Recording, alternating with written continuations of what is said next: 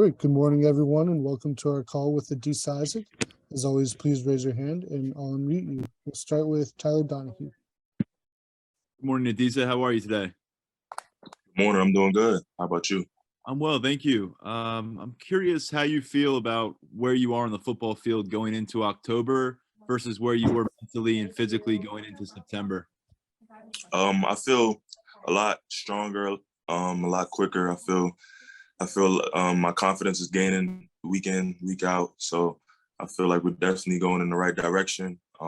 It's more about just gaining that confidence, and really just applying it, executing at a high level, the level I know I can. So that's about it. Rich Scarcella. Good morning, Adisa, and thanks for doing this.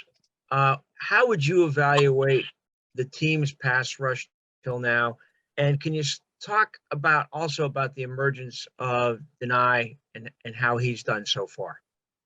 I feel like we're doing a pretty good job of pass rushing, especially with the addition of Chop and Dani.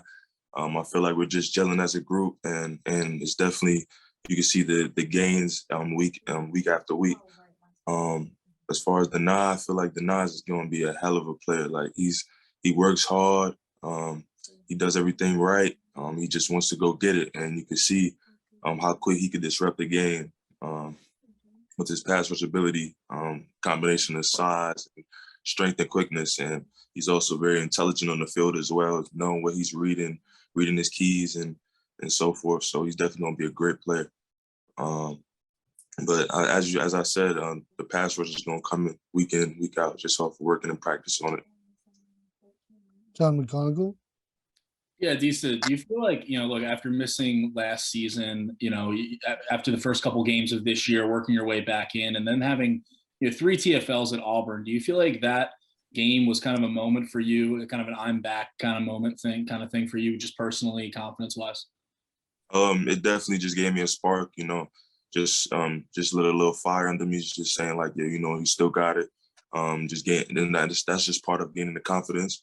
Like I said, just the more reps I take, the farther I get away from my injury, is the better I'll play. And I'm definitely looking forward to it and just trying to build off of the positive and, take it in the right direction. Joe Smeltzer.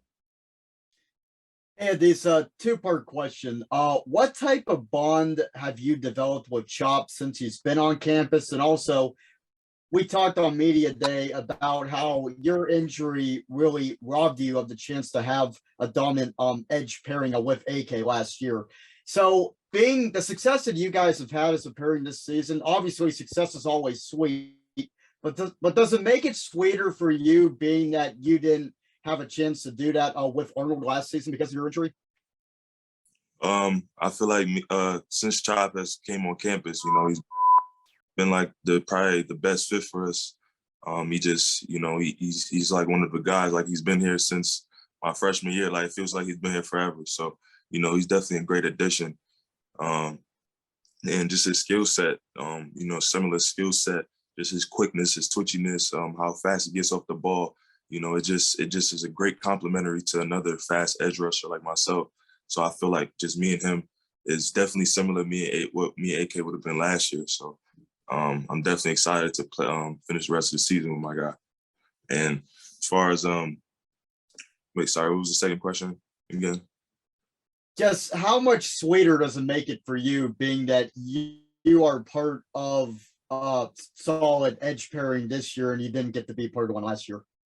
I mean, everything happens for a reason. It's obviously like, man, I missed out on what could have been. It's always the what ifs. But I'm just trying to live in the moment. I'm glad that AK did what he did because that was supposed to happen. He's a great player. So, but I'm excited for what me and Chop got in store for the rest of the season, and I'm looking forward to it. Daniel Gallen. Hey, Adisa, last week, John Scott told us that Hakeem Beamon does a lot of things that don't necessarily show up in the stat sheet.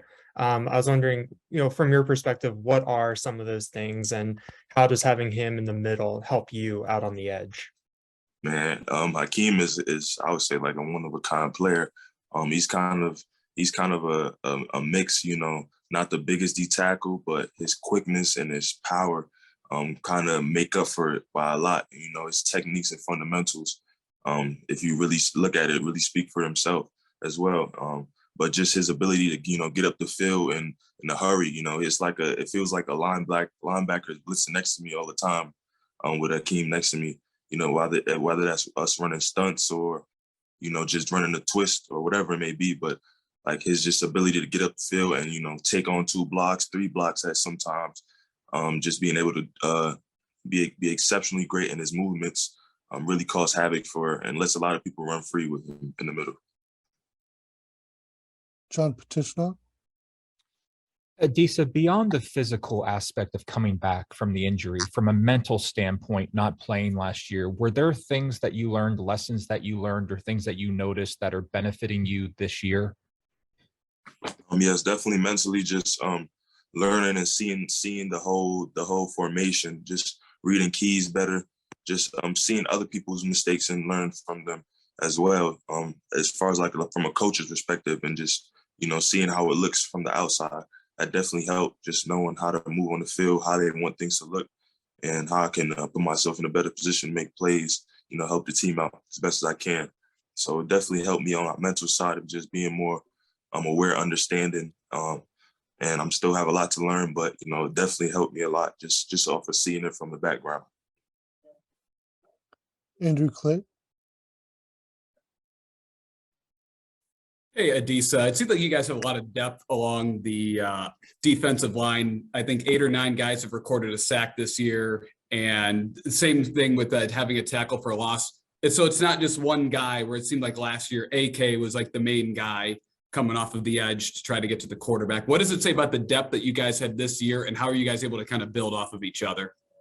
It just shows, you know, we can roll guys, we keep guys fresh.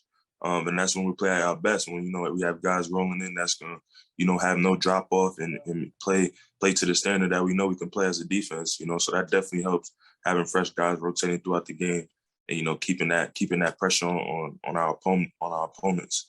So, I mean, it's been great, you know, keeping everybody healthy, and just, you know, playing with this new system that you can see is helping us a lot this year so far. Tyler Donahue. Yeah, Diza, you know, PJ also, you know, trying to get his footing back underneath him through 4 games here. How have you seen him progress coming back from his own injury? And as he gets more comfortable and effective, what does that do for this defense? That's big. You know, it does a lot. He's right in the middle, on the center of the defense. You know, he's the captain of our team. So, you know, we rely on him a lot, you know, just to be him, and be disruptive. And that's what he does. Now, I've been seeing flashes, you know, just him getting that swagger, just that P look back. You know, you could just see that he's forming back into himself, you know, just as he gets more reps. And like you said, get his feet back under him even more. So, you know, you're going to see more of that with him. Rich Garcella. Adisa, a few moments ago, you mentioned the new system. Now you're through about a third of the season. What has it been like to play with Manny calling the shots? What do you like most about it? I like the freedom of it. You know, it helps us play uphill fast. Lets us be more free with our, you know, rushes and just cause havoc. You know, it's about causing havoc on defense. You know, it doesn't matter like if it's pretty or not, as long as you're getting it done. You know, you're in the backfield, and I feel like it helps everybody's skill set. You know, we have safeties getting sacks. You know, everybody's getting a piece of it, so it's not just, you know, solely on one part of the defense. You know, it's really a unit thing. You know, as we play together in the system, just learning how we complement each other, getting that chemistry. You know, it's definitely going to hit home even more. John McGonigal.